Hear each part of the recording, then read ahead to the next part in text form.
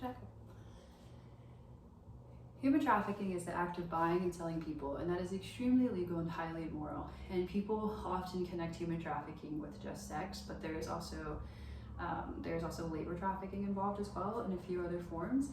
I definitely think that people should become more aware of this because it is a rising issue, and people need to be aware and know the signs and how they should be able to help. So I will be giving you information about some of the facts on human trafficking, just to give you a little bit of a background, some organizations that are already in play, so that are able to kind of already help the victims and those who want to help, and also ways that you yourself can help and how you can identify the signs.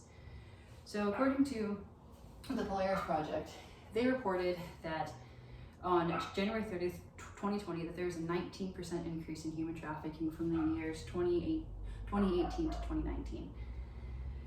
There's also a whole month dedicated to human trafficking, which is January, so it's just really sad and scary that these numbers are still continuing to rise. And according to another article posted from Price Economics on May 14th, 2019, the top 5 cities in the US that are being hit are Washington, D.C., Atlanta, Orlando, Miami, and Las Vegas. Here in Texas, we do have the Texas Triangle, and those include areas all the way from San Antonio to Austin to Houston and all the way up to Dallas, and Bryan College Station does fall in there. We have had a few busts here in the past, and because the motel worker knew the signs and how to be able to identify, he did save the life of some girls.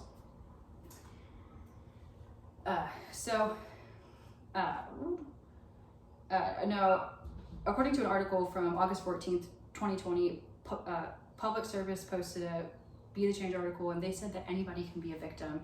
It doesn't, it's not always just females, which it tends to be a thing, but however, according to Suzanne Dwork-Peck from her USC Social Workers article, she said that 70% of the victims are young females.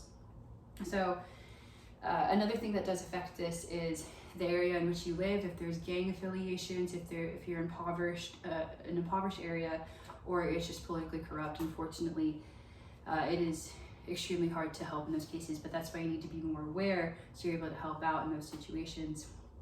And now when people end up in these types of hells, like this hellish nightmare and there's a lot of malice, it is reassuring to know, and it's nice, satisfactory need to know that there are organizations in place for those who want to spread awareness and for the victims as well.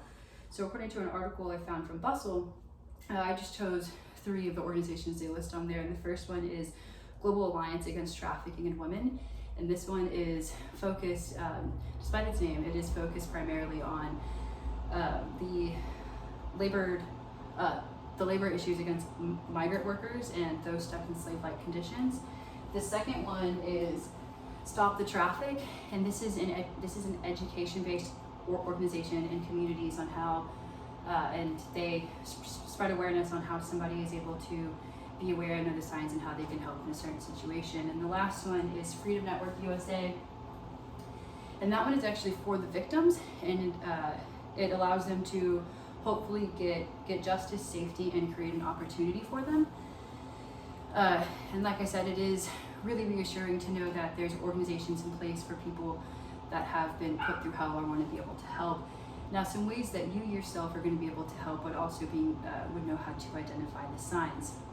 So some ways to identify the signs is they kind of fall in line with those of like domestic abuse people. So in labor workers, they will most likely be fatigued, low on pay, potentially living in the area, and maybe facing some abuse. And those stuck in like sexual trafficking, there's most likely going to be abuse, most likely going to be younger.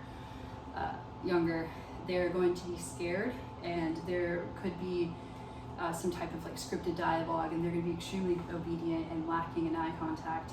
And so from there, you could call your local authorities, or you could even reach out and you can call the hotline for human trafficking. It is extremely dangerous to get involved. We are not Liam Neeson and from Taken, so don't put yourself in any type of danger, but just be aware of the signs and know how to help. So I have informed you some of the facts dealing with dealing with human trafficking, some of the organizations put in place for those who want to spread awareness and those who have been victims. And I've told you of how you are able to identify some of the signs. Now, I'm not asking you to go out and be a hero. I'm not asking you to put your life on the line for somebody, but I am asking you to know how to be aware and help somebody in need. That is the end of my speech. If there are any questions, I will take them now. Yes. Okay, I was asked, how do we even know that what we're doing, that what we do can help? Well, I know this because there's been an increase in about 36. There has been a 36% increase since 2017 with victims actually reaching out and getting the help they need because they feel more safe. If there are no more questions, that is the end of my speech. Thank you.